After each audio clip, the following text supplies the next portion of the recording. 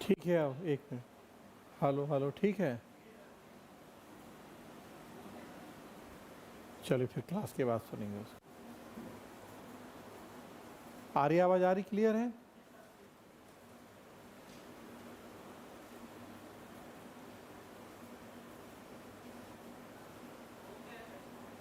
चलें शुरू करते हैं। Good evening friends. आज हम बात करेंगे लोक प्रशासन की वर्तमान समय में उपयोगिता या उसके महत्व के ऊपर। तो हम टॉपिक पढ़ रहे हैं लोक प्रशासन का महत्व, सिग्निफिकेंस ऑफ पब्लिक एडमिनिस्ट्रेशन। आधी क्लास हम कर चुके हैं जिसमें हमने बिफोर एलपीजी लोक प्रशासन का महत्व पढ़ा कि कार्य या प्रक्रिया के रूप में सभ्यता से लेकर क्या महत्व है लोक प्रशासन का, ये हमारे दैनिक जीवन में क्या क्या काम करता है, किस रूप में लोक प्रशासन हमारे आपके लाइफ से जुड़ा हुआ है। लेकिन ये हमने जो बातें की थी पिछली क्लास में वो थी बिफोर एलपीजी, और अब हमें आफ्टर एलपीजी बात करनी है कि क्या जो महत्व लोक प्रशासन का 1980-90 के दशक के पहले था आज भी उतना ही महत्व है लोक प्रशासन का, या उसमें कुछ कमी और या बढ़ोतरी हुई है। चूँकि हम देख रहे हैं कि 80-90 के दशक में एलपीजी की नीतियाँ आईं और उसमें पी का मतलब था प्राइवेटाइजेशन या निजीकरण। सीधे शब्दों में हमने देखा कि निजी कंपनियों की भूमिका को गैर सरकारी संगठनों, स्वयंसेवी संस्थाओं की भूमिका को प्रोत्साहन दिया गया। तो एक तरफ जब हम निजी कंपनियों, गैर सरकारी संगठनों की भूमिका को प्रोत्साहित करेंगे तो इसका सीधा सा अर्थ है कि हम सरकार और सरकारी संस्थाओं मतलब लोक प्रशासन की भूमिका में कहीं ना कहीं कटौती करेंगे। जो काम अब तक लोक प्रशासन कर रहा है उसमें कटौती करेंगे तभी तो निजी को आगे लाएंगे। कि पहले सारे स्कूल अस्पताल लोक प्रशासन चला रहा था, अब हम कहें कि नहीं ऐसा नहीं होगा, अब कुछ प्राइवेट वाले भी चलाएंगे तो लोक प्रशासन का कम होगा। अगर वो 100 चला रहा था तो हम कहेंगे अब 80 ये चलाएगा, बाकी 20 या और जो नए 20 खुलेंगे वो प्राइवेट वाले चलाएंगे। या चलिए लोक प्रशासन के 100 पहले थे, अब हम बढ़ाएंगे नहीं, अब जो नए खुलेंगे वो सब प्राइवेट वालों के खुलेंगे। तो कहीं ना कहीं लोक प्रशासन की भूमिका को हमें रोकना पड़ेगा, सीमित करना पड़ेगा, तभी हम निजी प्रशासन या गैर सरकारी संस्थाओं की भूमिका को बढ़ा पाएंगे। और ये हम जान रहे हैं कि 80-90 के दशक में दुनिया के विभिन्न देशों की सरकारों ने गैर सरकारी संगठनों, निजी कंपनियों की भूमिका को बढ़ाया। तो सीधा सा तात्पर्य है कि फिर लोक प्रशासन की भूमिका कम हुई होगी। और अगर लोक प्रशासन की भूमिका कम हुई तो फिर उसका महत्व कितना रह गया। तो यही तो टॉपिक है हमारा कि बिफोर एलपीजी हमने कहा हर काम लोक प्रशासन करता था। माँ के गर्भ में बच्चा आता था तब से लेके जब तक मरते नहीं थे हर लेवल पर लोक प्रशासन की भूमिका थी। तो क्या अब भी उतनी भूमिका है? भूमिका कम हुई है, भूमिका बदली है? तो एक तरह से 3 प्रश्न हैं हमारे सामने कि जो भूमिका बिफोर एलपीजी थी लोक प्रशासन की, क्या आफ्टर एलपीजी भी वही भूमिका है? दूसरा, क्या उस भूमिका में कमी हुई है? जो कि सामान्य समझ तो यही कहती है कि भूमिका कम हुई होगी क्योंकि हमने निजी की भूमिका बढ़ाई है। और तीसरा कि भूमिका ना कम हुई है ना ज़्यादा हुई है, बदल गई है, रोल चेंज हो गया। तो 3 प्रश्न जिनके हम जवाब खोजेंगे यहाँ, और उन्हीं 3 प्रश्नों के संदर्भ में हम देखेंगे कि वर्तमान समय में लोक प्रशासन का महत्व या उसकी उपयोगिता क्या है। और मैंने बताया था कि जब पुरानी चीज़ों की आज के समय में हम उपयोगिता देखते हैं तो उसे एक शब्द में हम कहते हैं प्रासंगिकता या रेलिवेंस। हमारे घर के जो बड़े बुजुर्ग हैं, पिताजी, दादाजी, ताऊ जी वगैरह 70-75 साल एज हो गई, हम कहें वो उनके विचार आज के टाइम में उपयोगी या प्रासंगिक नहीं है, मतलब वो पुराने हो गए। महात्मा गांधी के सत्य अहिंसा के विचार आज के समय में अब प्रासंगिक नहीं रह गए, मतलब वो उनकी उस समय की बातें हैं। आज का समय इतना बदल गया है, परिस्थिति इतनी बदल गई है कि वो अब प्रासंगिक मतलब उपयोगी आज के समय में नहीं रह गए या रह गए हैं जो भी। तो वही बात हमें यहाँ करनी है, लोक प्रशासन की वर्तमान समय में उपयोगिता या प्रासंगिकता।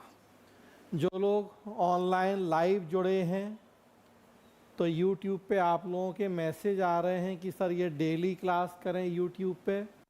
तो मैं बताना चाहता हूँ कि डेली संभव नहीं है, पूरे 5-6 महीने का कोर्स है जो कि पेड कोर्स है। तो 5-6 महीने का 200 घंटे का पूरा पेड कोर्स वो फ्री YouTube पे नहीं चलाया जा सकता है। तो बीच बीच में कुछ क्लास हम लाइव कर रहे हैं, शुरू की 5-6 क्लास हमने लाइव की, आज की लाइव की। बस पर्पज़ ये है कि ताकि आपको एक आइडिया लगे कि कैसे आपको अपना ऑप्शनल तैयार करना है, कैसे जो पब्लिक एडमिनिस्ट्रेशन है इसको कैसे पढ़ना है। लेकिन 200-250 घंटे का पूरा कोर्स ये लाइव नहीं किया जा सकता है, वो पेड कोर्स है। तो उसके लिए आपको एडमिशन लेना होगा, एडमिशन लेंगे तो फिर आपको ये पूरा कोर्स डेली क्लास मिलेगी जो प्रभा ICS का ऐप है, और लाइव क्लास चलती है हमारी गूगल मीट पे, तो उसके माध्यम से यूट्यूब पे बीच बीच में कभी 10-5 दिन में एक आध लाइव मिल सकता है आपको सैंपल के रूप में, बस इतना है ये। ठीक है, तो हमें वर्तमान समय में लोक प्रशासन की उपयोगिता या महत्व की बात करनी है। एक बार रिवाइज करें जो हमने पिछली क्लास में पढ़ा था। तो 3 पॉइंट के अंतर्गत हमने लोक प्रशासन के महत्व की बात की थी। सभ्यता के उदय से लेकर आज तक, व्यक्ति के जीवन में पालने से लेकर चिता तक, और प्रशासी राज्य की संकल्पना हमने देखा था। इन तीनों का मतलब, प्रशासी राज्य का concept American political scientist Dwight Waldo ने दिया था, क्या मतलब था प्रशासी राज्य का, और फिर प्रशासी राज्य की व्याख्याएं हमने की थी। सो अगेन कुछ और पॉइंट्स के अंतर्गत हमने लोक प्रशासन के महत्व की चर्चा की थी, और इसी आधार पे कुछ हमने कथन लिए थे। कथन एक तो ड्वाइट वाल्डो का ही था कि हम राज्य की कल्पना बिना प्रशासन के नहीं कर सकते। बात थी कि प्रशासन का इतना व्यापक महत्व होता है किसी राज्य में। उसी तरह की बात डोरहम ने की थी कि यदि हमारी सभ्यता असफल होगी तो इसका दायित्व प्रशासन की असफलता पे होगा। मतलब सेम जो ड्वाइट वाल्डो की सोच या कथन था वही बिल्कुल डोरहम का था कि हम सभ्यता या कहें राज्य की कल्पना बिना प्रशासन के नहीं कर सकते। हमें प्रशासन का जितना महत्व है, प्रशासन के जो जो कार्य और भूमिकाएं हैं, बस वो सब लिख देनी थी एक एक करके। जो प्रश्न भी हमने आपको दिया था कि राज्य में क्या क्या काम करता है प्रशासन, हर चीज़ के लिए राज्य प्रशासन के ऊपर निर्भर है। अगर प्रशासन नहीं होगा, कार्यकुशल नहीं होगा, सक्षम और दक्ष नहीं होगा, तो राज्य अपने उद्देश्यों को पूरा नहीं कर पाएगा, फेल हो जाएगा। तो आपको ओवरऑल बस लोक प्रशासन का महत्व लिख देना था उसमें। और जो दूसरा प्रश्न था कि लोक प्रशासन सभ्य जीवन का रक्षक ही नहीं, सामाजिक आर्थिक परिवर्तन और विकास का साधन है, तब उसमें स्पेशली फोकस करना है आपको तीसरे और चौथे पॉइंट पे। मैंने बताया था दोनों प्रश्नों का आंसर अलग अलग होगा, और यही बस UPSC की असली परीक्षा यही होती है कि आप जानते सब हैं, प्रश्न उसी में से आएगा। बहुत रेयर होता है कि जो प्रश्न पूछा जाएगा वो आपकी जानकारी के बाहर होगा। स्पेशली ऑप्शनल में तो बहुत रेयर ही मिलेगा ऐसा। अदरवाइज ऑप्शनल में आपको 99% प्रश्न वही मिलेंगे जो आपने पढ़े हैं, क्योंकि सिलेबस पूरा डिफाइन है। हम पूरा सिलेबस पढ़ के जाते हैं, 5% एक्स्ट्रा पढ़ाते हैं हम आपको। तो फिर ऐसे प्रश्नों की संभावना बहुत ना के बराबर होती है कि जो आपको लगे कि यार ये तो हमने पढ़ा ही नहीं। तो सब जानते हैं आप, बस अब असली परीक्षा क्या है कि जो जानते हैं प्रश्न की डिमांड के अकॉर्डिंग उसको प्रेजेंट कर दें। जो पूछा गया है बस वही लिखें और उतना ही लिखें जितना पूछा गया, बस फिर असली परीक्षा ये होती है। तो जब कथन है कि यदि हमारी सभ्यता असफल होगी तो इसका दायित्व तो प्रशासन की असफलता पे होगा, आपको पूरा महत्व लिखना है। पहले महत्व के ये तीनों पॉइंट, फिर प्रशासनिक राज्य में ये 9, 10, 11 पॉइंट थे जो, और दिखा देना है कि इस प्रकार लोक प्रशासन का इतना व्यापक महत्व है कि ये नहीं होगा तो राज्य और सफलताएं सभ्यताएं फेल हो जाएंगी बस। और जो दूसरा है जवाहरलाल नेहरू का स्टेटमेंट कि लोक प्रशासन सभ्य जीवन का रक्षक मात्र ही नहीं बल्कि सामाजिक आर्थिक परिवर्तन और विकास का साधन है, इसमें फोकस करना है आपको तीसरे और चौथे पॉइंट पे। सभ्य जीवन की रक्षा का मतलब है नियाम की राज,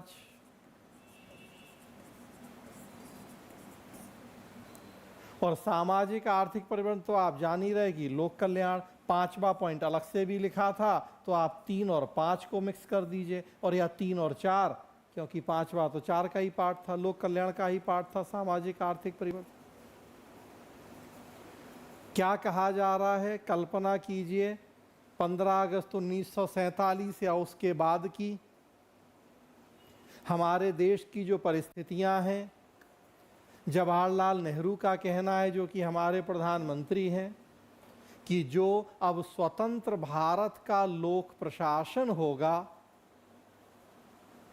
ये केवल सभ्य जीवन की रक्षा नहीं करेगा, मतलब ये अपने आप को केवल नियामकीय कामों तक सीमित नहीं रखेगा, जो कि अंग्रेजों के ज़माने में था।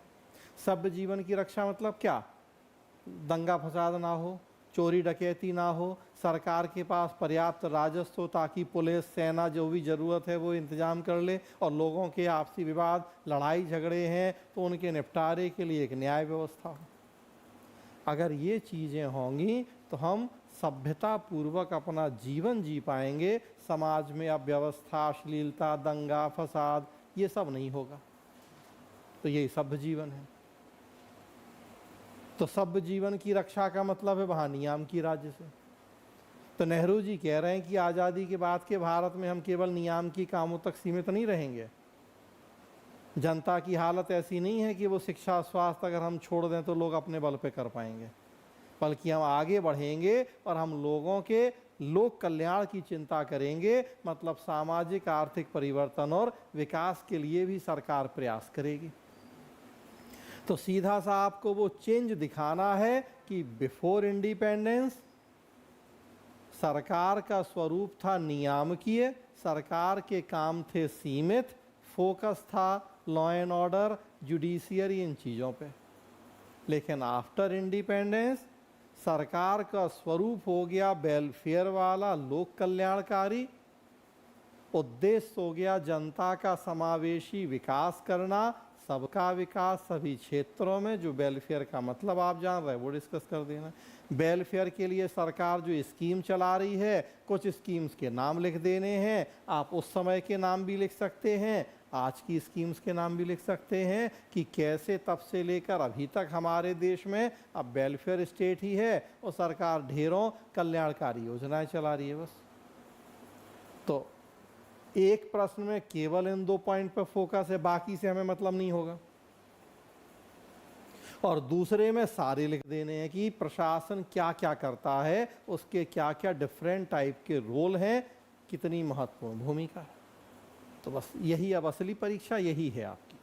अदरवाइज हमने कहा सिलेबस आप सब पढ़े होंगे, 5-10% ज़्यादा ही पढ़ा के भेजेंगे हम आपको। जैसा प्रश्न पूछा जाएगा, प्रश्न की डिमांड समझ के बस उसके अकॉर्डिंग हमें प्रेजेंटेशन देना होता है। जीएस में भैया पॉलिटी, पूरा पॉलिटी पढ़ाया आपने, इतने मोटे मोटे नोट्स होंगे, रजिस्टर होंगे, लेकिन अब लिखेंगे तो वही जो प्रश्न है, प्रश्न की डिमांड के अकॉर्डिंग आप प्रेजेंट करेंगे। तो बस असली परीक्षा मीन्स में यही ओसी के लिए अभ्यास करवाया जाता है कि जितना ज़्यादा अभ्यास करेंगे उतना ज़्यादा आप प्रश्न की डिमांड समझेंगे।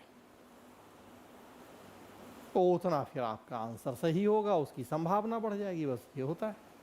तो खैर, हमने लोक प्रशासन के परंपरागत महत्व की बात की थी। आगे बढ़ा रहे हैं टॉपिक को। वर्तमान समय में लोक प्रशासन का महत्व क्या है, कम हुआ है, उतना है, चेंज हुआ है उसका रोल, क्या स्थिति है।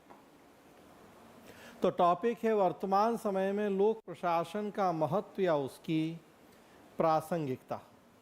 देखिए,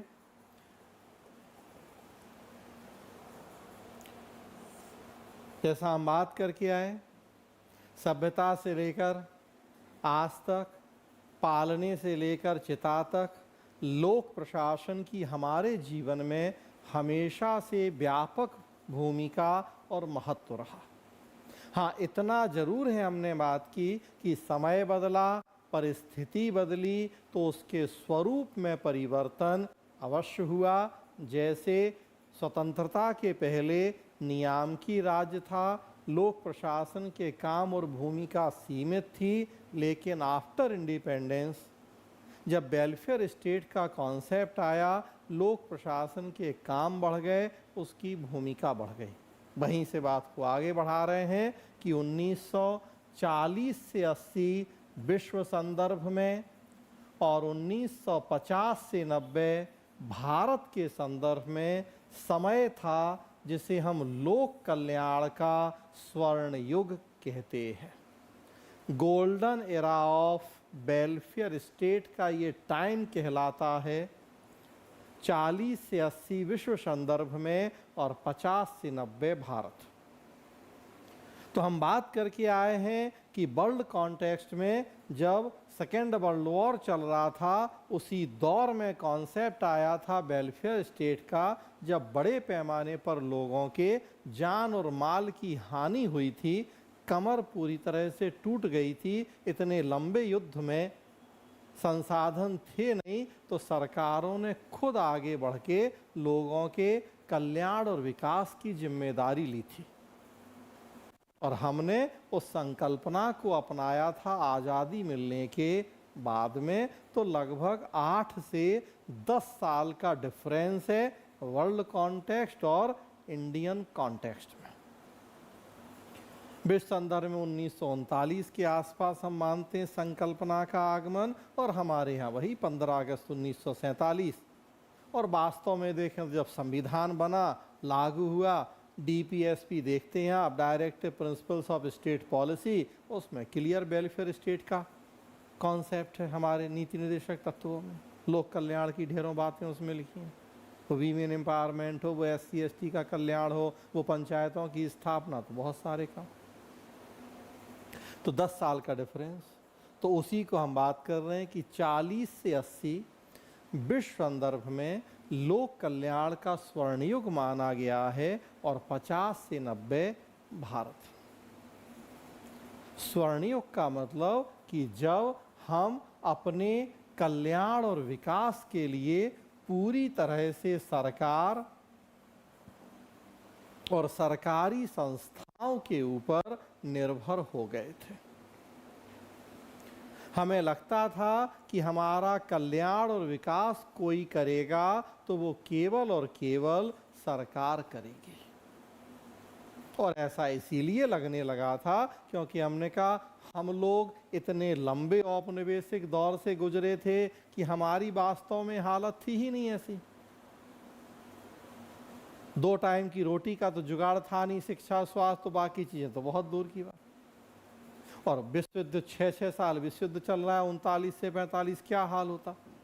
यहाँ आज हम बात कर रहे थे कि 1-1, 2-2 साल के युद्ध है, रसिया यूक्रेन और इजराइल फलस्तीन, तो देखिए क्या स्थिति बनी है। कोरोना 1-1.5 साल, तो क्या हालत होगी, भूखे मरने वाली कितनी बड़ी आबादी की स्थिति होगी।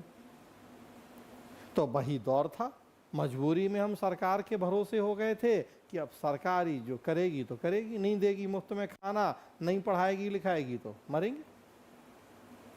तो जनता अपने कल्याण और विकास के लिए पूरी तरह से सरकार और सरकारी संस्थाओं के ऊपर, या कहें कि नौकरशाही के ऊपर निर्भर हो गई थी। नौकरशाही या ब्यूरोक्रेसी एक टेक्निकल टर्म है, डिटेल हम आगे पढ़ेंगे अगली यूनिट में जब एडमिनिस्ट्रेटिव थिंकर पढ़ेंगे। फिलहाल बस नौकरशाही का मतलब आप जानते रहिए सरकारी कर्मचारी। फिलहाल बस नौकरशाही का ये मतलब जानिए, बाकी डिटेल पढ़ेंगे कि क्या है वो कॉन्सेप्ट।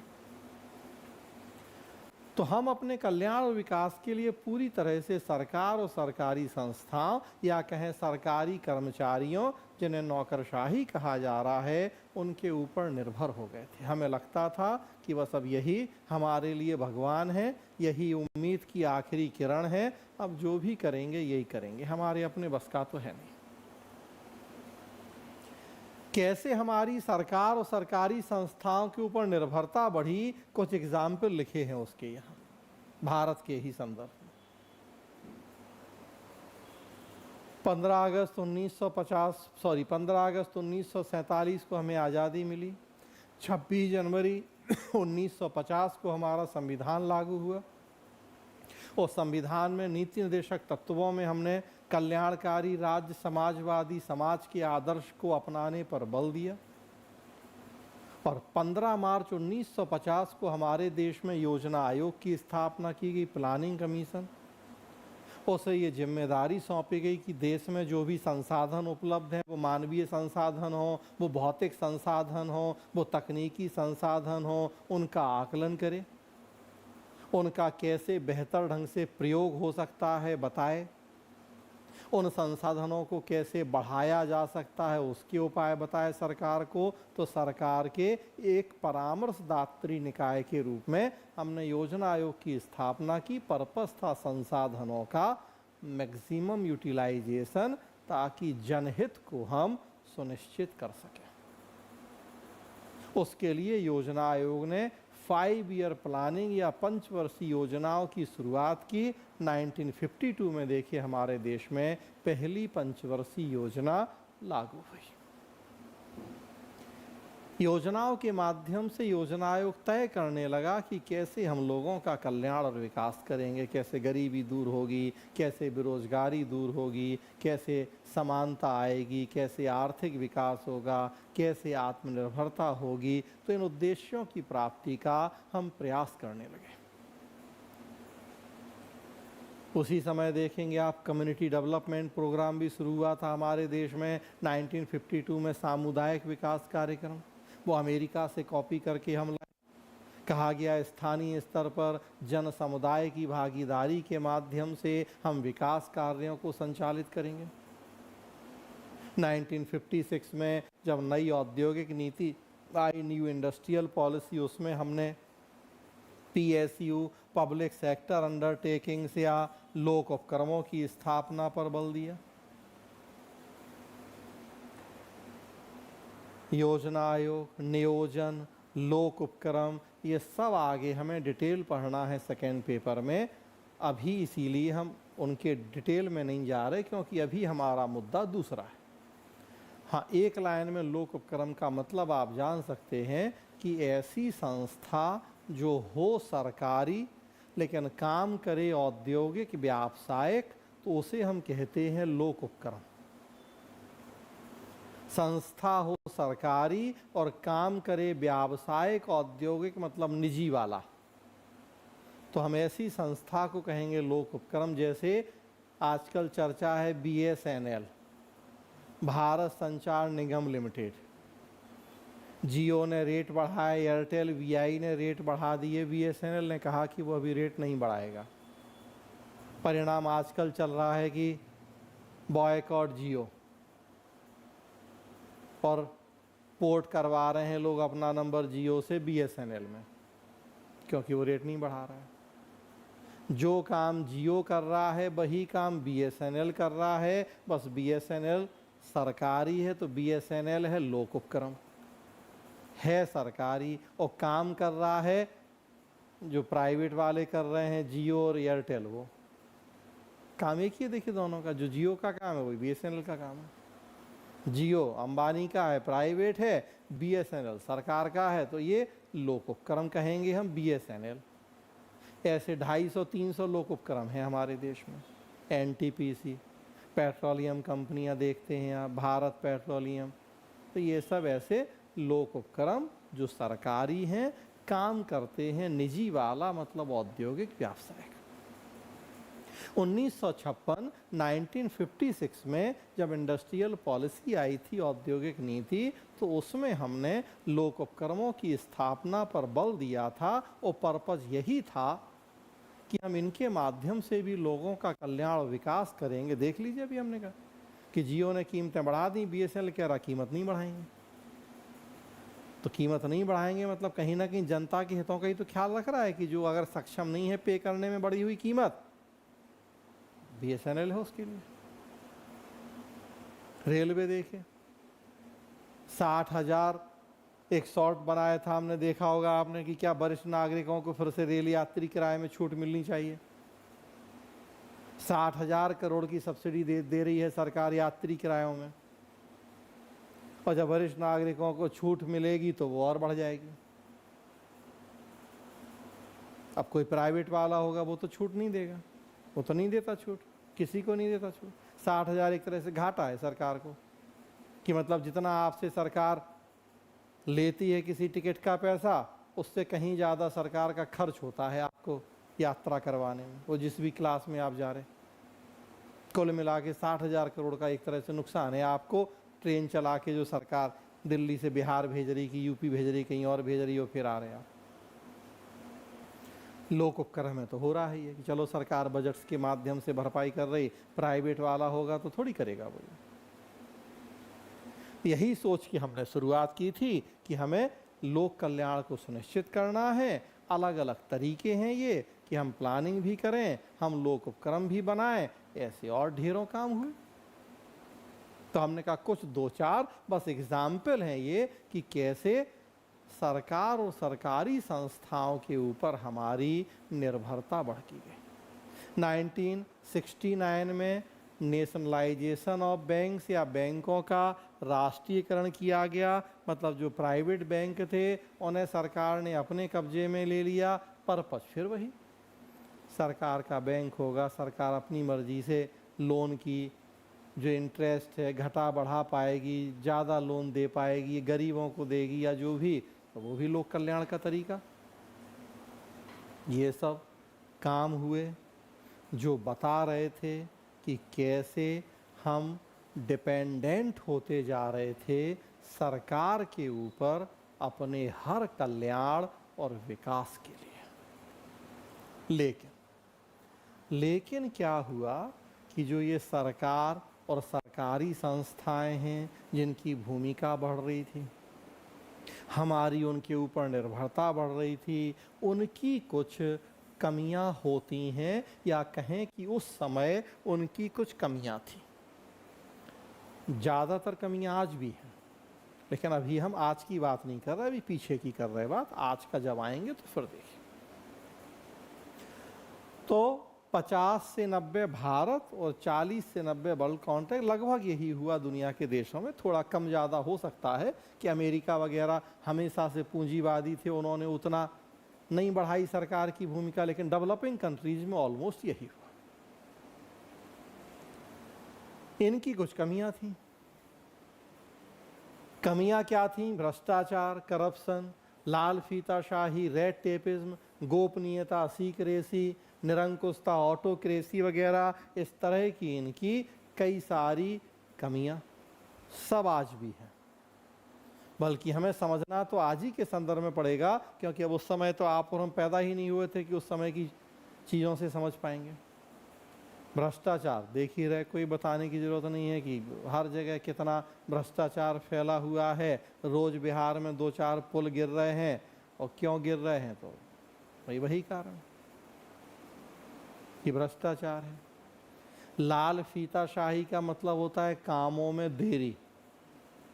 एक दिन का काम 6 महीने तक ना हो तो उसे कहते हैं लाल फीताशाही। तो एक ये गंभीर समस्या है सरकारी कर्मचारियों की कि कामों को टाल मटोल की प्रवृत्ति है, समय पे काम नहीं होता, और इसलिए भी भ्रष्टाचार होता है कि भैया समय पे काम करवाना है तो ला पैसा दो। गोपनीयता मतलब बताएंगे नहीं कि क्या हो रहा क्या नहीं हो रहा। पुल की कितनी लागत है, कितना पैसा दिया, जिस कंपनी को ठेका दिया उसी को क्यों ठेका दिया, वो कोई किसी मंत्री के साले जिया की कंपनी तो नहीं है, तो गोपनीयता वो रहेगी, तो उससे भी घूसखोरी बढ़ेगी। निरंकुशता मतलब सत्ता पे कब्जा करके बैठ जाना है, अपने आप को ही माई बाप समझ लेना है। आए हैं जनता की सेवा करने, लोक सेवा, लेकिन बन जाना है जनता का मालिक। तो ये सब कमियां हैं इन सरकार की, सरकारी संस्थाओं की। इन कमियों का परिणाम क्या हुआ कि जो ये निर्धारित उद्देश्य था लोक कल्याण वाला, ये पूरा नहीं हो पाया। कहां से लोक कल्याण का उद्देश्य पूरा होगा? 84 से 89 प्राइम मिनिस्टर थे राजीव गांधी, क्या कह के गए कि हम 1 रुपया भेजते हैं यहाँ से लोगों के कल्याण के लिए, और 15 पहुँचता है, 15 पैसा पहुँचता है जरूरतमंद तक, और 85 पैसा बीच के ही लोग खा जाते हैं। बिल वही कह रहे हैं कि अब जब 1 रुपए में 15 पैसा पहुंचेगा जरूरतमंद तक, कहां से आप लोगों का कल्याण विकास कर पाओगे? रोज पुल टूटेंगे, रोज स्कूलों अस्पतालों की हालत देखिए कि क्या है, कहीं छुपी नहीं है भाई। वो बिहार हो यूपी, ऑलमोस्ट सेम है, 19-20 का अंतर। तो नहीं हुए निर्धारित उद्देश्य पूरे। घूसखोरी इतनी ज़्यादा हो रही है, लोग अपने घर भर रहे हैं, नेताजी, मंत्री जी, MP, MLA, अधिकारी, सबकी एक एक अधिकारी का देखे 300-300, 500-500 करोड़, तो ऐसे मिल रहा है कि निर्धारित उद्देश्य जब पूरे नहीं हुए लोक कल्याण के, गरीबी, बेरोजगारी, भुखमरी जैसी समस्याएं दूर नहीं हुई जब, तो उसी के संदर्भ में 1980 में LPG की नीतियां आई। भाई देखिए होता क्या है, हम आजकल चुनाव में देख रहे हैं क्या हो रहा है। ब्रिटेन में 14 साल बाद सरकार बदल गई, तो लोग किसी एक को मौका देते हैं, 5 साल 10 साल उसको आजमाते हैं, अगर लगता है कि ये हमारी अपेक्षाओं पे खरा नहीं उतर रहा, बदल देते हैं। ब्रिटेन में भी 5 साल में चुनाव, हमारे यहाँ भी 5 साल में चुनाव। तो देखिए आप, 10 साल से मोदी सरकार थी, फिर बनी मोदी सरकार, लेकिन सीटें कम हो गई। ब्रिटेन में 14 साल से कंजर्वेटिव पार्टी की सरकार थी, हाँ प्रधानमंत्री तो 5 हो गए थे उस 14 साल में, लेकिन लोग खुश नहीं थे, उस पार्टी को ही हटा के लेबर पार्टी को ले आए। छत्तीसगढ़ में कांग्रेस सरकार थी, बीजेपी को ले आए। हिमाचल प्रदेश में बीजेपी की सरकार थी, कांग्रेस को ले आए। मानव स्वभाव है कि भाई आपसे खुश नहीं है तब इनको आजमा के देख लेते हैं, इनसे खुश नहीं है फिर आपको आजमाएंगे, या कोई तीसरा है तो उसे देख लेंगे, यही चलता है। तो यहाँ भी वही हुआ कि लगभग 40 साल हमने सरकार और सरकारी संस्थाओं को आजमा के देखा, उनके भरोसे बैठ के देखा कि हमारा कल्याण कर रहे कि क्या है, शिक्षा, स्वास्थ्य, गरीबी, बेरोजगारी में क्या काम हो रहा नहीं हो रहा। 40 साल में हमें लगा कि ना, बहुत संतोषजनक काम नहीं है इनका, जो हमने उम्मीद की थी वो उम्मीद पूरी नहीं हो रही है, ये हमारी अपेक्षा पे खरे नहीं उतर रहे। तो क्यों नहीं अब कांग्रेस के बाद बीजेपी, या बीजेपी के बाद कांग्रेस, लेबर के बाद कंजर्वेटिव, और कंजर्वेटिव के बाद लेबर, तो चेंज करके देखें। अब यहाँ क्या चेंज होगा? सरकार और सरकारी संस्थाओं को चेंज करें, मतलब उनका विकल्प लाएं, तो उनका विकल्प क्या है? बाजार। भाई राज्य का विकल्प बाजार, सरकार का विकल्प गैर सरकारी। जैसे हमने कहा कि एक पार्टी का विकल्प दूसरी पार्टी, दूसरी का विकल्प, तो यहाँ वही था। तो उसी संदर्भ में 80 के दशक में LPG की नीतियाँ आई, जो पीछे मैंने बताया था आपको कि अमेरिका के राष्ट्रपति थे रोनाल्ड रीगन, ब्रिटेन की प्रधानमंत्री थी मार्गरेट थैचर, उनके समय से उदारीकरण निजीकरण की नीतियों की शुरुआत हुई और इसीलिए आई ये नीतियाँ कि हम सरकार और सरकारी संस्थाओं का जो पिछले 30-40 साल का रोल था उससे बहुत संतुष्ट नहीं थे, बहुत खुश नहीं थे।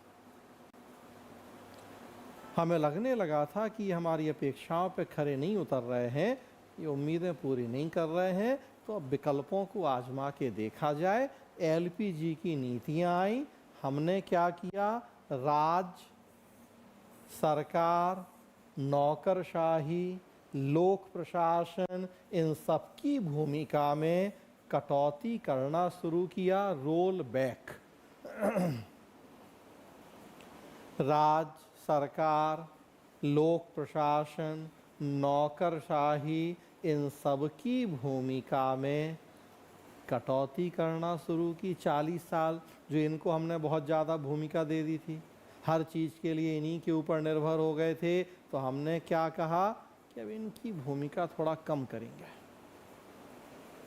और जो इनके विकल्प हैं उनकी भूमिका को प्रोत्साहन दिया गया। यही था एलपीजी।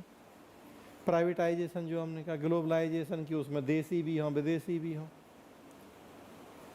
राज्य का विकल्प बाजार, सरकार का विकल्प गैर सरकारी, लोक प्रशासन का विकल्प निजी प्रशासन, नौकरशाही का गैर नौकरशाही। तो राज्य, सरकार, लोक प्रशासन, इनकी भूमिका में कटौती और जो इनके विकल्प हैं बाजार, निजी प्रशासन, गैर सरकारी संगठन, इनकी भूमिका को प्रोत्साहन। एलपीजी आया और यही हमने काम शुरू किया। सरकार या लोक प्रशासन की भूमिका में कटौती, बाजार की भूमिका को प्रोत्साहन, और इस पॉलिसी को हम कहते हैं roll back of the state या राज्य का पश्च बेलन। पश्च बेलन थोड़ा आसान शब्दों में कहें तो राज्य का पीछे हटना। Roll back of the state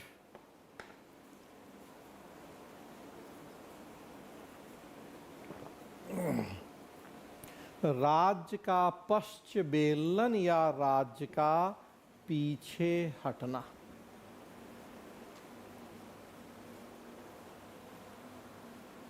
अब तक जितना ये हमने हर जगह बोरिया बिस्तरा फैला के रखा है राज्य का, उसको थोड़ा समेटें। हर जगह ये कब्जा करके बैठे हैं, पूरे प्लेटफॉर्म पे, पूरे धर्मशाला में, थोड़ा इनका बोरिया बिस्तर समेटें, थोड़ा कमरा खाली करें और कुछ जगह हम निजी वाले से कहें कि आओ थोड़ा बोरिया बिस्तर तुम भी अपना लगाओ। तो इनका रोल बैक, समेटो अपना कंबल, आधा करो, आधा आप दूसरे को देंगे जगह। तो मैं बहुत जगह दे के देख लिया। तो राज्य सरकार की भूमिका में कटौती, बाजार की भूमिका को प्रोत्साहन, इसे हम जानते हैं roll back of the state या राज्य के पीछे हटने के रूप में। ये शुरू हुआ जब एलपीजी की नीति आई। देखिए आप, 5वां वेतन आयोग आया था हमारे देश में 1996 में। उसने क्या कहा? सरकारी कर्मचारियों की संख्या को 30% कम कर दीजिए। मतलब वही 30% समेटो अब इनका बिस्तरा, कि अगर 1000 आईएएस हैं तो 700 घटाओ पर 30% कमी। उस समय वैकेंसी आती थी 250, 280, 282 यूपीएससी में। आज आ रही हैं आप लोगों की 1000-1100, और तब आती थी 280, 300 ऐसी वैकेंसी। तो 5वें वेतन आयोग ने क्लियर कहा कि 30% कमी करनी है सरकारी कर्मचारियों की।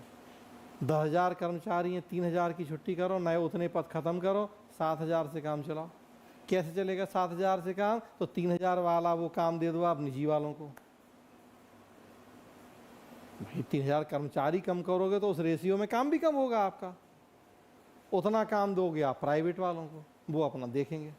तो भाई हमने कहा कि 100 सरकारी स्कूल हैं तो 70 कर लो, 30 प्राइवेट वाले चलाएं, दे दो उनको। तो ये सब था roll back of the state. और सीधी सी बात है कि जब roll back of the state होगा, इनका बोरिया बिस्तर समेटेंगे, तो फिर इनकी उपयोगिता या प्रासंगिकता पे प्रश्न चिन्ह तो लगेगा ही। इनकी उपयोगिता, इनकी प्रासंगिकता पे प्रश्न चिन्ह।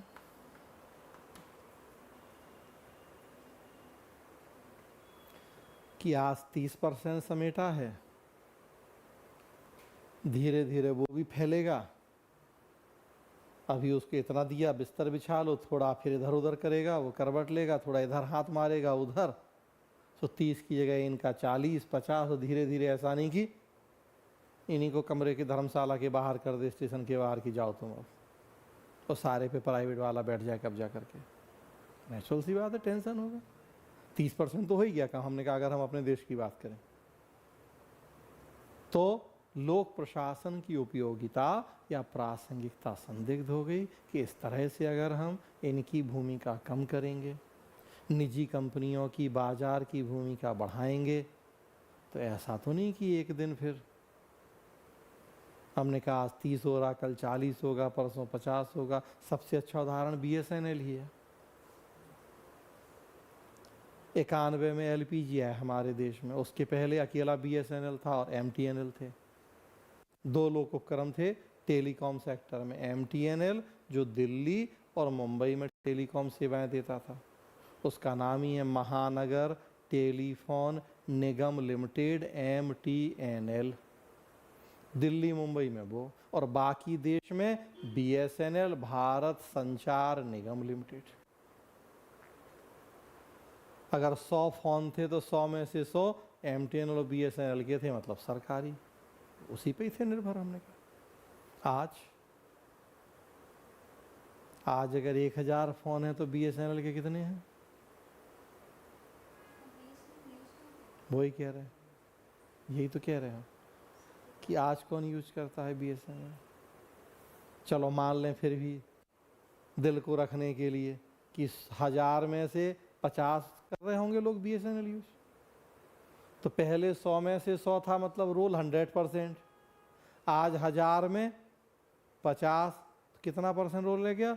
5%। यही है roll back of the state, कि पहले जो 100% रोल था सरकार का, आज वो रोल घट के रह गया 5%। और कब से डिमांड चल रही है कि BSNL को बंद करो, तो मजबूरी में सरकार बंद नहीं कर रही। बस उसी मुद्दे पे आगे आना है हमें कि मजबूरी कुछ ऐसे रीजन है कि सरकार बंद नहीं कर रही BSNL को, अदरवाइज घाटा। ना बताइए, 60,000 रुपये करोड़ सब्सिडी दे रही सरकार ट्रेन यात्री किराए में। अब आदमी की इतनी औकात नहीं है कि दिल्ली से बिहार जाएगा तो अपना जो एक्चुअल किराया है वो दे पाएगा, इतनी तो औकात है आदमी की। सेम दूरी का आप बस का किराया देखिए और सेम दूरी का आप ट्रेन का, जमीन आसमान का अंतर है। दिल्ली से आपके पटना बिहार तो हमें नहीं पता, दिल्ली से जयपुर ही जाएं AC बस में तो 1000-1200 किराया होगा, और ट्रेन से जाएं तो 400-500, और उसमें भी बिना टिकट चले जाएं तो कोई पूछने वाला नहीं है। एक स्लीपर पे 4-4 आदमी लद के चले जाएं बिहार टाइप की, जितने सीट पे बैठे होते हैं उससे ज़्यादा, तो देखिए। तो आदमी की औकात है देने की, लेकिन होता है ना कि खून लगा है फ्री वाला, तो नहीं दे रहा। तो सरकार बड़ा अच्छा सोच रही है। हमने कहा उसमें शॉर्ट में तो ये चलो हम बुजुर्गों को यात्री किराए में छूट देंगे, सीनियर सिटीजन को, लेकिन AC में बैठने वालों को नहीं देंगे छूट। तो है लॉजिक की नहीं है कि अगर आपको AC में सफ़र करना है, इसका मतलब कि आपकी औकात है पे करने की, तो फिर आपको किस बात की छूट चाहिए? भाई जनरल डिब्बे वाला कहे कि हमें छूट चाहिए तो समझ में आता है कि बेचारा गरीब है, उसकी औकात नहीं है, तो छूट दो। अब एसी वाले को भी कहो कि हम छूट देंगे तो गलत है। अब सरकार वही सोच रही कि हम देंगे छूट तो स्लीपर वाले को देंगे छूट, एसी वाले को नहीं देंगे। और उसमें भी पूछेंगे कि चाहिए छूट की नहीं चाहिए। मोदी आया तो उन्होंने क्या किया था, सिलेंडर की सब्सिडी चाहिए कि नहीं चाहिए बताओ, पहले सबको मिलती थी सब्सिडी। मुकेश अंबानी भी सब्सिडी वाला सिलेंडर यूज करते थे हमारे देश में 2014 के पहले। अब बताइए 5-5 लाख 10-10 लाख का तो अपने बेटे की शादी का कार्ड बांट रहे और सब्सिडी वाला सिलेंडर यूज करते थे आज से 10 साल पहले। क्यों? क्योंकि तब सरकार सबको देती थी। मोदी आया, उन्होंने कहा नहीं, आपको चाहिए सब्सिडी की नहीं बताओ, आपको चाहिए तो देंगे, नहीं चाहिए तो छोड़ दो। गेबेट अप के नाम से वो एक योजना लेके आए कि अगर आप चाहते हैं कि आपको सब्सिडी की जरूरत नहीं है, सब्सिडी छोड़ना चाहते हैं तो छोड़ दें। करोड़ों लोगों ने छोड़ दी सब्सिडी, नैतिकता से होने लगा। अब हम हैं भैया, चलिए इतना तो कम से कम सक्षम है कि 1200 का सिलेंडर है तो खरीद लें। अब हमें सरकार कहे कि 200 रुपये हम सब्सिडी दे रहे थे, बताइए 200 रुपये हम सरकार से सब्सिडी लें? हम खुद कहेंगे भैया तुम गरीब को दे दो, गरीब को एक की जगह 2 सिलेंडर दे दो तुम सब्सिडी वाले, हमें कम से कम अब सब्सिडी की जरूरत तो नहीं है सिलेंडर की। लेकिन था। अब वही अब कह रही सरकार की भाई हम पूछेंगे चाहिए आपको सब्सिडी की नहीं, नैतिक बताओ, अपने आप बताओ है जरूरत की नहीं। प्लस अनलिमिटेड यात्राओं के लिए नहीं देंगे भाई। वरिष्ठ हो 60 साल के ऊपर के हो तो हर महीना तो घूमोगे नहीं। कितना लॉजिक है भाई? बूढ़ा बुजुर्ग आदमी घर में रहेगा कि रोज घूमेगा ही? चलो बच्चे दूर रहते हैं, बच्चों से मिलने कितनी बार जाओगे साल में? 1 बार 2 बार। बीमार हो कितनी बार जाओ होगा? तो हम 2 या 3 बार देंगे साल भर में। कितना लॉजिकल काम हो रहा है। ऐसा नहीं कि तुम कहो हम हर 15 दिन में हम तो घूम रहे तो सब्सिडी हमें चाहिए। अगर हर 15 दिन में घूम रहे, काहे के बुजुर्ग हो फिर? भाई बुजुर्ग हो तो ऐसा तो नहीं कि हर 15 दिन में तुम तो बैग उठा के तैयार हो कि घूमेंगे हम। एसी में हो तो काहे की जरूरत है तुम्हें छूट की? तो लॉजिकल होनी चाहिए हमारी पॉलिसी जो होती हैं। और आपको जब प्रशासन में जाना है तो आप ही का काम है ये सब पॉलिसीज बनाना कि कैसे ऐसी पॉलिसी बनाइए कि जो लॉजिकल हो। जरूरतमंद को फायदा दीजिए, दिक्कत नहीं है, लेकिन जो गैर जरूरतमंद हो वो भी फायदा उठाए तो फिर देश की अर्थव्यवस्था के लिए खतरा हो जाता है। यही हम बेसिकली टॉपिक पढ़ रहे हैं कि बिफोर एलपीजी नहीं इतना हम विवेक लगाते थे, इवन आफ्टर एलपीजी हमारे देश में नहीं लगाए विवेक। हमारे यहाँ तो आज तक फ्रीबीज इतनी गंभीर समस्या बन गया है। रोज अखबार में देख रहे हैं पंजाब सरकार की हालत खराब है, 300 यूनिट फ्री बिजली बोल दिया, आप समझ में आ रही है कि क्या हालत हो गई है। महिलाओं को फ्री यात्रा कर दी बसों की, अब कितने घाटे में चल रही हैं। और चुनाव में बोल दिया 1-1 हज़ार रुपए देंगे महिलाओं को, अभी तक शुरू नहीं किया। साल भर से ऊपर होगी सरकार बने हुए, कहाँ से देंगे? खजाना खाली है। चुनाव जीतना है, वोट चाहिए तो बोल दिया, औकात हैसियत तो है नहीं, कहाँ से पैसा लाएंगे? हमारे देश में 2024 में आज तक ये हो रहा है। अभी तो हम बात कर रहे हैं कि बिफोर एलपीजी ये सब हुआ। वेलफेयर स्टेट यही तो था, ऋण लेके घी पियो, पूरी तरह से सरकार के ऊपर निर्भर रहेंगे, सबको सरकार करेगी। और सरकार 20 रुपए की चीज 2 रुपए में बेचेगी, 1 रुपए में बेचेगी। कहां से होगी घाटे की भरपाई? भाई 20 की चीज को 2 में आप कब तक बेचोगे? मजबूरी में एलपीजी इसीलिए लाना पड़ा। बीएसएनएल होता तो अभी तक कितने हो हंगामे हो गए होते, 2 रुपया भी रेट बढ़ जाता। तो जियो वाले हैं तो ना के बराबर, जो ये हंगामे हो रहा है वो तो ना के बराबर, उतना तो खैर अपना बस ये है ना कि वो अदरवाइज। और खुशी खुशी रिचार्ज करवाएंगे आदमी। ऐसा नहीं कि 800 में आदमी वो 1.5 GB नेट यूज करना छोड़ देगा कि फोन रखना छोड़ देगा। पता है क्योंकि जियो वाले फ्री में नहीं दें, आदत हो गई। और ये भी पता है कि जियो वाले फ्री में नहीं देंगे तो निकलेगा पैसा पॉकेट से। सरकार होती तो हाँ, सरकार को तो हम वोट के नाम पे कि जाति धर्म के नाम पे दबा लेंगे, दब भी जाएगी सरकार, चुनाव जीतना है तो लोग इतने बेवकूफ़ थोड़ी हैं, पता है लोगों को प्राइवेट वाला है, यहाँ नहीं चलनी, और है पॉकेट में पैसा तो 2-4 दिन हो हंगामा होगा, चीज़ें उसके बाद सेटल हो जाएंगी और चलेगी ज़िंदगी।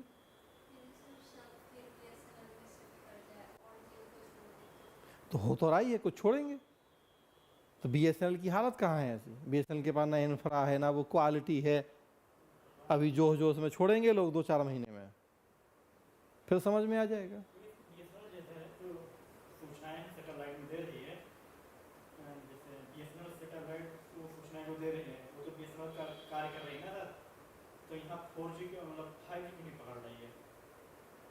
स्पेक्ट्रम के आवंटन जैसे हैं तो बीएसएनएल को अपग्रेड नहीं किया, चूंकि वही हमने कहा कि सरकार तो चलाना नहीं चाहती थी, तो मजबूरी में चला रही है सरकार। तो जो अब टेलीकॉम पॉलिसी है उसमें किसको कितने स्पेक्ट्रम देने हैं, क्या कीमत, वो बहुत सारे फिर वहाँ इशू है टेलीकॉम पॉलिसी। तो ये चीज़ वो स्पेक्ट्रम घोटाला हुआ था, 2G स्पेक्ट्रम घोटाला हुआ था। तो हम यहाँ क्या बात कर रहे हैं कि जब roll back of the state हुआ, एक एग्जाम्पल दे रहे थे हम कि कैसे रोल बैक, तो बीएसएनएल का हमने एग्जाम्पल दिया कि पहले कितना रोल था, और जब एलपीजी आया, ये कॉन्सेप्ट आया रोल बैक का, तो अब देखिए कितना रोल रह गया। 1980-90 के दशक में हुआ ये हमारे देश में, वही जब 24 जुलाई 1991 को नई आर्थिक नीति आई, तब ये हुआ। लोक प्रशासन की भूमिका, सरकार की भूमिका में कटौती हुई, तो फिर इनकी उपयोगिता या प्रासंगिकता पर प्रश्न चिन्ह लग गया। टेंशन होने लगा लोक प्रशासन में बैठे लोगों को कि अगर इस तरह से दुनिया के विभिन्न देशों की सरकारें रोल बैक करेंगी, तो एक दिन ऐसा आएगा कि धीरे धीरे वो रोल बैक होते होते कहीं खत्म ना हो जाए पूरी तरह से। टेंशन हो गया। तो जब टेंशन हुआ तो 1988 में सेकेंड मिन्नोब्रुक कॉन्फ्रेंस या द्वितीय मिन्नोब्रुक सम्मेलन का आयोजन किया गया। थोड़ा सा पीछे जो हम आपसे जिक्र कर रहे थे कि अमेरिका की सायरा क्रूज यूनिवर्सिटी का कॉन्फ्रेंस सेंटर है मिन्नोब्रुक कॉन्फ्रेंस सेंटर। यहाँ दुनिया के विभिन्न लोक प्रशासन, पॉलिटिकल साइंस से जुड़े विद्वान इकट्ठे होते हैं। क्या चल रहा है देश दुनिया में माहौल, चर्चाएं होती हैं, जो नई रिसर्च होती हैं, रिसर्च स्कॉलर अपने रिसर्च पेपर पब्लिश करते हैं, वहाँ अपनी रिसर्च, अपनी फाइंडिंग्स पे बात करते हैं। पहली बार 68 में मिले थे, उसे हमने फर्स्ट मिन्नोब्रुक कॉन्फ्रेंस कह दिया। तब नहीं सोचा था कि हर 20 साल में मिलेंगे, लेकिन बाद में फिर ये परंपरा हो गई। दोबारा फिर 88 में मिले तो उसे सेकेंड मिन्नोब्रुक कॉन्फ्रेंस कह दिया, और तीसरी बार 2008 में मिले तो थर्ड कह दिया। चौथा प्रपोज्ड है 2028। थर्ड की हम थोड़ा सा चर्चा करके आए हैं 2 लाइन में, जब हमने मीनिंग ऑफ पब्लिक एडमिनिस्ट्रेशन पढ़ा। अभी उसी तरह से 2 लाइन में हम सेकेंड की चर्चा कर रहे हैं, डिटेल। फर्स्ट, सेकेंड, थर्ड तीनों हम आगे अलग से पढ़ेंगे, तीनों कॉन्फ्रेंस क्या थे ये। तो 1988 में द्वितीय मिन्नोब्रुक सम्मेलन हुआ, जब लोक प्रशासन की उपयोगिता, उसके भविष्य, उसकी प्रासंगिकता पे प्रश्न चिन्ह लगा। तो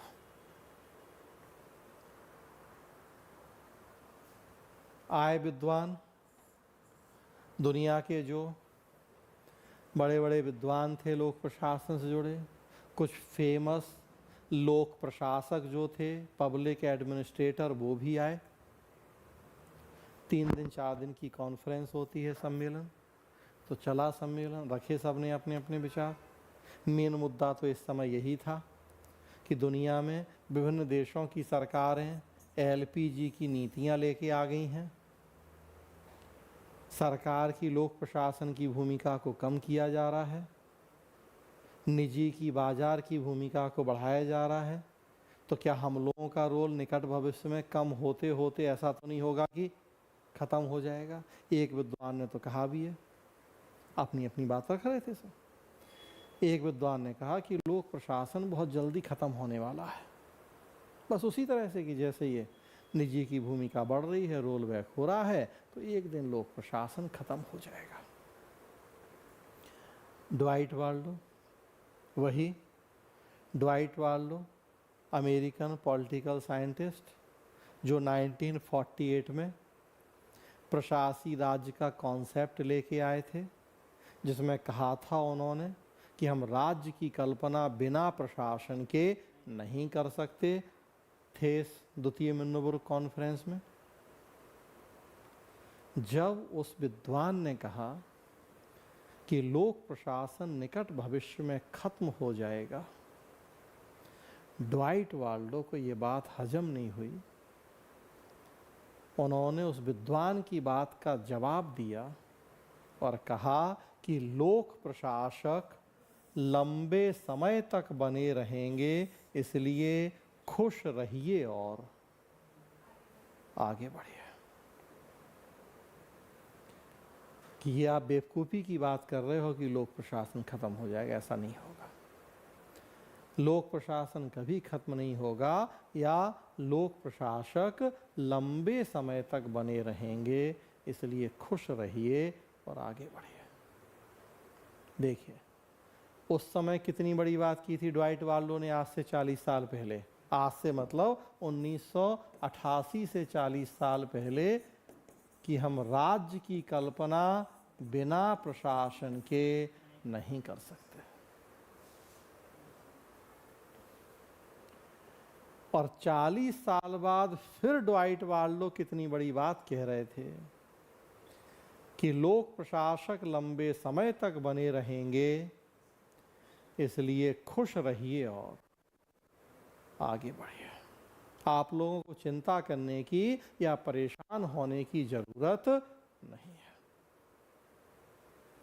सभ्यता से लेकर आज तक जब कुछ नहीं बिगड़ा, अब क्या हो जाएगा? लोक प्रशासन हमेशा था और हमेशा रहेगा। चेंज हो सकता है रोल, लेकिन खत्म नहीं होता रोल लोक प्रशासन का। भाई हमने कहा कि होना होता तो हो ही गया होता। जब 5000 साल में कुछ नहीं बिगड़ा तो अब क्या हो जाएगा? किसी ना किसी रूप में तो लोक प्रशासन की भूमिका रहेगी। तरीका बदल सकता है, नेचर चेंज हो सकता है, लेकिन रोल कम नहीं होगा, खत्म तो एकदम नहीं होगा। तो देखिए, तब भी हमने ड्वाइट वाल्डो के इसी स्टेटमेंट की व्याख्या की, प्रशासी राज्य की, तो दिखाया कि लोक प्रशासन क्या क्या काम करता है, क्या क्या भूमिकाएं निभाता है।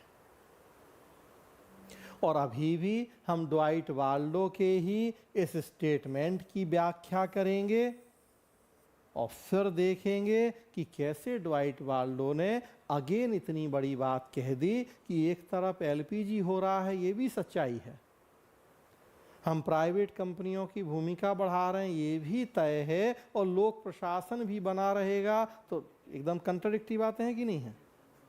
कैसे पॉसिबल है ये कि निजीकरण भी होता रहे, एलपीजी भी चलता रहे और लोक प्रशासन भी बना रहे? तो ये दोनों कंट्राडिक्टरी चीजें एक साथ कैसे? तो फिर हमें इसी की व्याख्या करनी है कि कैसे ड्वाइट वाल्डो ने इतनी बड़ी बात कह दी।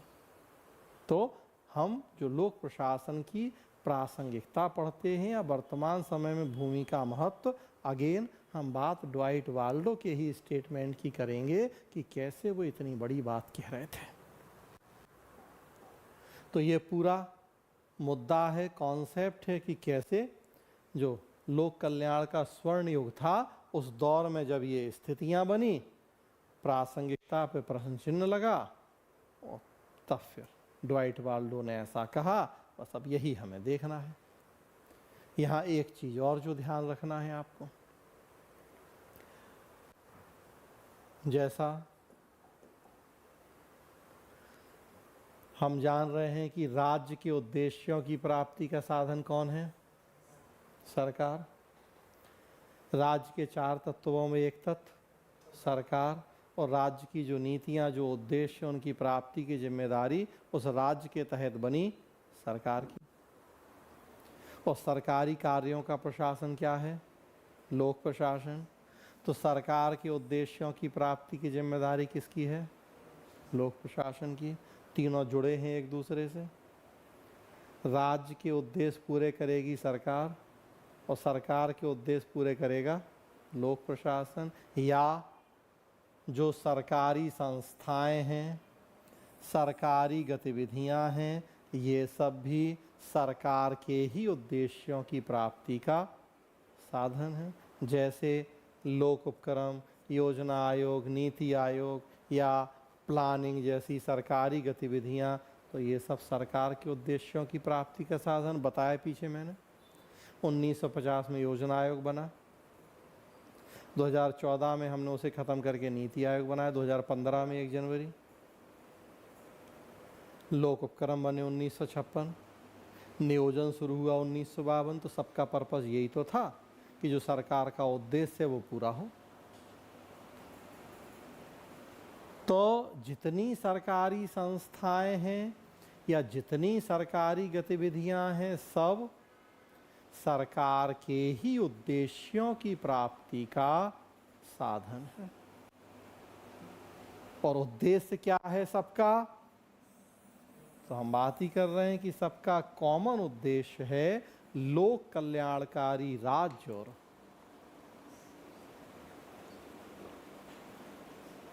समाजवादी समाज की स्थापना।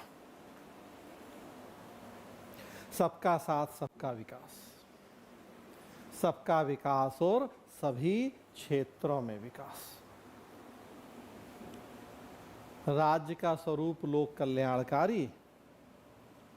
जो राज्य का स्वरूप होगा, सरकार और प्रशासन के काम और भूमिकाएं उसी के अनुसार निर्धारित होंगे। है?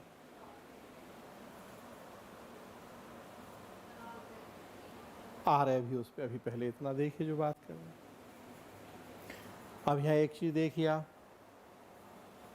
कि हमने क्या बोला कि राज्य के उद्देश्यों की प्राप्ति का साधन सरकार और सरकार के उद्देश्यों की प्राप्ति का साधन लोक प्रशासन। लेकिन फिर यहाँ इस डायग्राम में हम क्या दिखा रहे हैं कि लोक प्रशासन से अलग दिखा रहे हम, देखिए एरो के द्वारा, सरकारी संस्थाएं और सरकारी गतिविधियां। ये हम गलत कर रहे हैं, आपको पूछना चाहिए था गलत क्यों कर रहे हैं। क्योंकि जो भी सरकारी संस्थाएं और सरकारी गतिविधियां हैं वो सब लोक प्रशासन का ही हिस्सा है। तो फिर देखिए एरो हमने दोबारा लगाया है, एक एक एरो का इंपॉर्टेंस है। तो आपके मन में ये प्रश्न आना चाहिए कि सर लोक प्रशासन से अलग क्यों दिखा रहे हैं आप सरकारी संस्थाएं, सरकारी गतिविधियां? आपने तो बताया कि सरकारी कार्यों का प्रशासन लोक प्रशासन है, तो लोक प्रशासन से अलग सरकारी कुछ होता ही नहीं है, फिर ये अलग हम क्यों दिखा रहे? जानबूझ के दिखा रहे कि ताकि आपका कॉन्सेप्ट थोड़ा ज़्यादा ब्रॉड हो और क्लियर हो।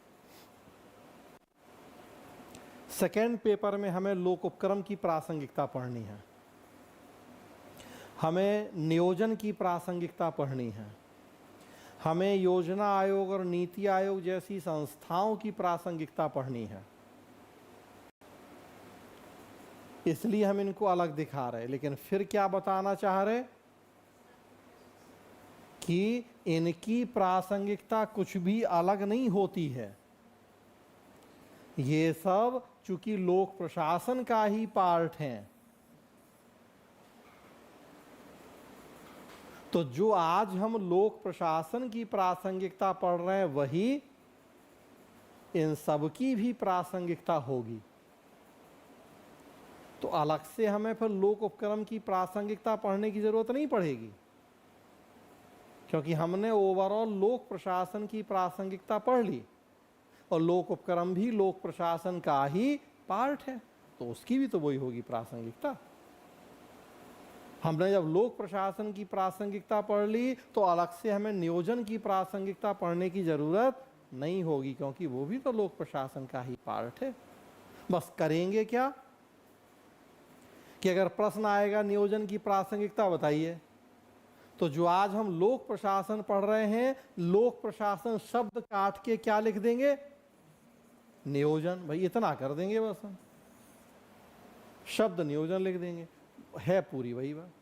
पूछा जाएगा लोक उपक्रम की प्रासंगिकता, तो क्या करेंगे? लोक प्रशासन काट के लोक उपक्रम लिख देंगे, है?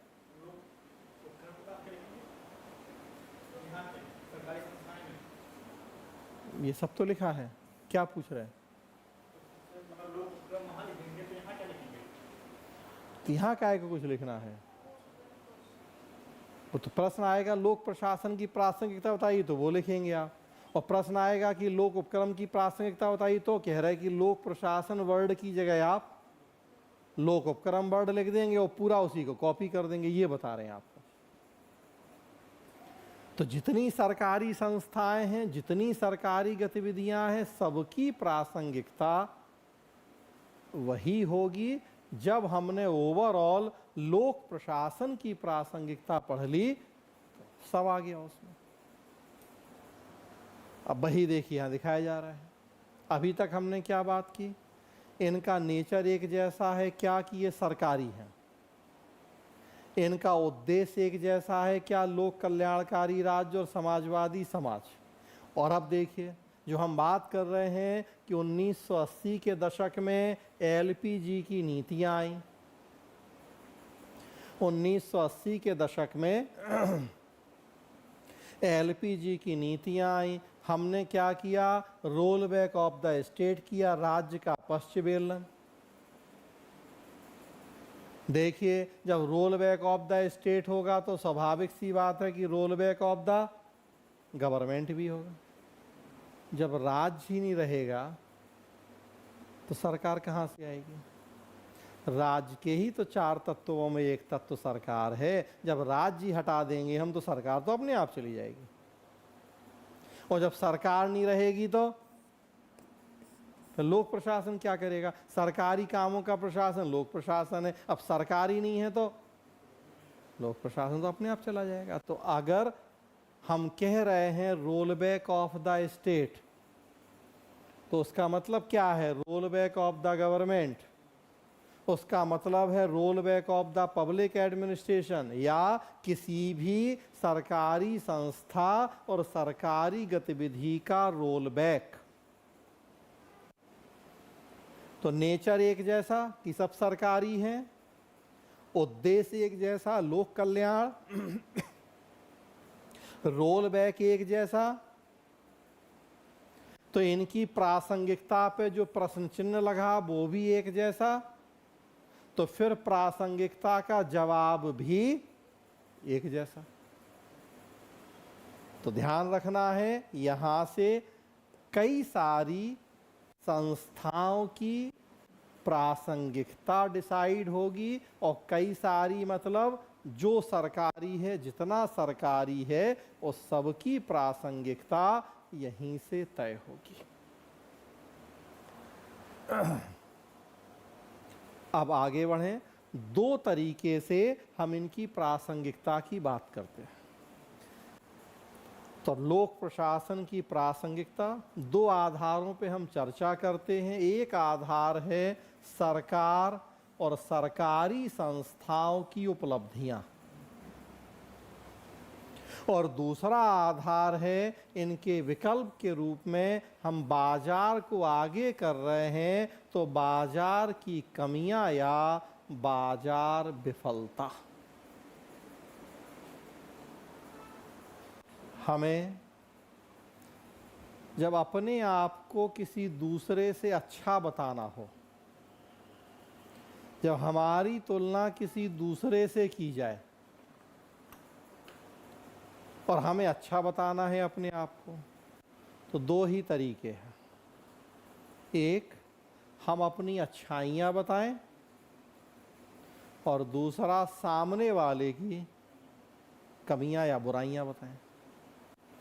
भाई हम इसलिए अच्छे हैं कि हम में ये अच्छी बातें हैं, ये उसमें नहीं है, देखो। और दूसरा, हम इसलिए भी अच्छे हैं कि उसमें बुराइयां हैं, वो हम में नहीं है, देखो। तो एक रक्षात्मक रणनीति और दूसरी आक्रामक रणनीति, कि अपनी रक्षा करें, अपनी तारीफ करें और फिर आक्रमण करें, उसकी बुराई करें। चुनाव में क्या हुआ? यही हो रहा है कि वो कह रहे हैं ये आएंगे तो ये संविधान बदल देंगे, ये आएंगे तो ये आरक्षण खत्म कर देंगे, मतलब उसकी कमियां। और दूसरी तरफ हम आएंगे तो सबके अकाउंट में 1 जुलाई को खटाखट 8-8 हज़ार रुपये आ जाएगा। तो है दोनों चीजें की नहीं है, कि अपनी तारीफ और सामने वाले को पत्थर मारना, उस पर कीचड़ उछालना, मतलब उसकी कमी। ये होता ही है कि जब अपनी तुलना किसी दूसरे से की जाती है तो दो ही अप्रोच हैं।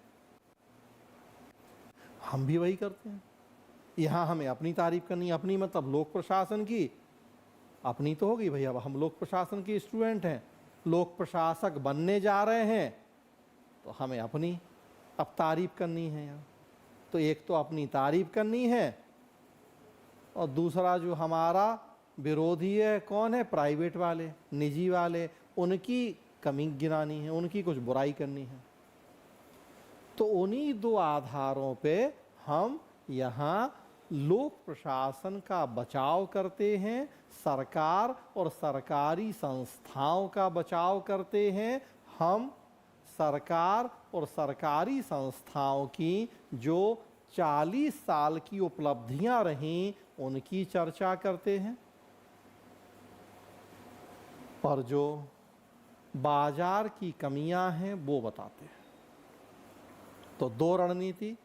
पहला काम कि 1940 से 80 वर्ल्ड कॉन्टेक्ट जैसा हमने कहा, और 1950 से 90 भारत, जो लोक कल्याण का स्वर्ण युग था। हम निर्भर थे सरकार के ऊपर कल्याण और विकास के लिए। उस 40 साल में चलो ये मान लिया हमने कि भ्रष्टाचार था, लाल फीताशाही थी, तो लक्ष्य पूरे नहीं हुए। लेकिन क्या 40 साल में कुछ नहीं हुआ? ऐसा तो नहीं है। ठीक है, गरीबी दूर नहीं हुई, बेरोजगारी दूर नहीं हुई, मान लिया। लेकिन ऐसा भी तो नहीं है कि 40 साल में सरकार ने कुछ नहीं किया। जहां हम 1950 में आज़ादी के समय थे, वहीं 1990 में भी थे। ऐसा तो नहीं हुआ। तो फिर हमें क्या करना है? इस 40 साल में क्या हुआ वो दिखाना है। विकास, डेवलपमेंट से जुड़े कुछ मामले, कुछ मुद्दे। तो इसमें कृषि ले लें हम, शिक्षा ले लें हम, स्वास्थ्य ले लें हम, रोजगार ले लें हम, ऊर्जा ले लें हम, विदेशी मुद्रा ले लें हम, आयात निर्यात ले लें हम, उद्योग ले लें हम, सेवा, जो भी आपके, अब ये इकोनॉमी से जुड़ेगा टॉपिक, जो भी कुछ देश की सड़क, इंफ्रास्ट्रक्चर, कुछ ये ले लें हम, रेल, परमाणु ऊर्जा, जो भी आपकी अब इकोनॉमी के आर्थिक विकास के इंफ्रा से जुड़े कुछ पैरामीटर हैं, वो ले लें और दिखाएं। और ये आपके लिए होमवर्क है, कल ये करके आना है कि ये आपको कुछ पैरामीटर लेके दिखाना है कि 1950 में हम कहाँ थे और 1990 में कहाँ थे। 1950 में भारत में खाद्यान्न का उत्पादन कितना था? 1950 की स्थिति क्या थी और 1990 की क्या थी? उसी तरह से जो पैरामीटर हमने बताए, ऊर्जा, कृषि, जो भी 5-7-10 पैरामीटर, तब साक्षरता कितनी थी 50 में और 90 में कितनी होगी? तब जीवन प्रत्याशा कितनी थी 50 में और 90 में कितनी होगी? निकालिए। आप जीएस पढ़ रहे हैं, आप तो आईएएस की तैयारी कर रहे हैं, निकालिए। कि कैसे कहाँ से मिलेगा? गूगल में ही डालेंगे तो गूगल में क्या नहीं मिलता है।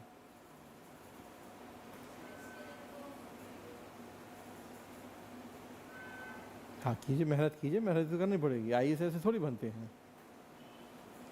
तो एक तो हमें सरकार और सरकारी संस्थाओं की उपलब्धियां गिनानी हैं। 40 साल में जो भी देश में तरक्की विकास हुआ, डेवलपमेंट हुआ। और दूसरा फिर हमें बाजार की कमियां, दूसरा हमें क्या करना है कि बाजार की कमियां गिनानी है। कई कमियां हैं, जैसे हमने कहा, एक एग्जाम्पल दिया पीछे आपको हमने कि रेल सरकारी है, सस्ता टिकट मिल रहा है, छूट मिल जा रही है, बे टिकट भी चले जाओ तो कोई किस्मत खराब हो, पकड़े गए तो अदरवाइज कोई दिक्कत नहीं है। लेकिन निजी वाला आएगा तो होने देगा ऐसा कि निजी वाला कभी बे टिकट यात्रा करवा ले दे। देखिए जितने निजी वाले हैं सब, जियो और सब, प्रीपेड सिस्टम है, 1-1 मिनट का हिसाब है कि आज अगर आपने 2:02 पे रिचार्ज किया है तो 84 दिन बाद वो 2:01 पे ही आपका अपने आप खत्म हो जाएगा। तो वही कह रहे, प्राइवेट वाले तो ये है, सरकार है कि अच्छा और 2 दिन, चलो और 4 दिन की अगले महीने दे देंगे, कि कोई नहीं, कि कुछ प्राइवेट में चलेगा। प्राइवेट वाला रिजर्वेशन देगा SC ST को, OBC को 50% हो, 65% हो, 80%, सब आओ धरना दो तो हमें OBC का दर्जा चाहिए, तो हमें रिजर्वेशन चाहिए। अंबानी अडानी देंगे रिजर्वेशन? अमेजन वाले और टेस्ला वाले देंगे रिजर्वेशन? तो बाजार की बहुत सारी ऐसी कमियां हैं कि उनकी वजह से हमारी मजबूरी है कि हम सरकार को छोड़ नहीं सकते हैं। एक तो जैसे हमने बताया, बड़ा टॉपिक है, कल इसी पे बात होगी कि बाजार की क्या कमियां हैं, सो जिसकी वजह से लोक प्रशासन की प्रासंगिकता कम नहीं हुई है। हाँ ये जरूर है कि समय बदला है, परिस्थिति बदली है, तो उसके स्वरूप में परिवर्तन अवश्य हुआ है। उसकी भूमिका, उसकी प्रासंगिकता कम या खत्म नहीं हुई है। तो रोक रहे हैं, कल आगे बढ़ाएंगे। सो आज के लिए होमवर्क है कि आपको 1950 और 1990 के भारत की तुलना करते हुए देखना है कि 40 साल में देश ने क्या तरक्की की, क्या विकास किया।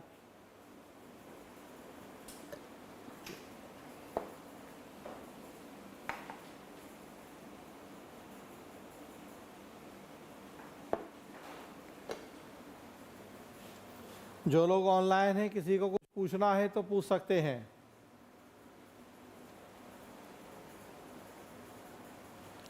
ऑनलाइन वाले अगर कुछ पूछना चाहते हैं तो पूछ सकते हैं।